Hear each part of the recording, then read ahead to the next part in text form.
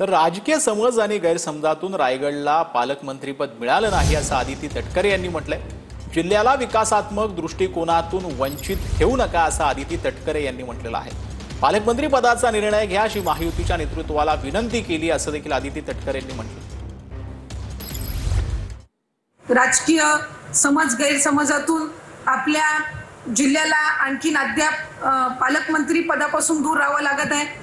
जिल्हा नियोजनची बैठक ही अजून आपली झालेली नाहीये। आदरणीय फडणवीस साहेब, आदरणीय एकनाथजी शिंदे साहेब आणि आदरणीय अजितदादा यांना विनंती केलेली आहे, कार्यकर्त्यांना जो आम्ही दिलेला शब्द आहे किंवा मतदानासाठी ज्या वेळेला आम्ही ग्रामस्थांना विनंती करतो त्यावेळेला जो त्यांना दिलेला शब्द आहे हा आम्हाला काही काळ आता तो शब्दापासून वंचित राहता येणार नाही किंवा पाडता येणार नाही।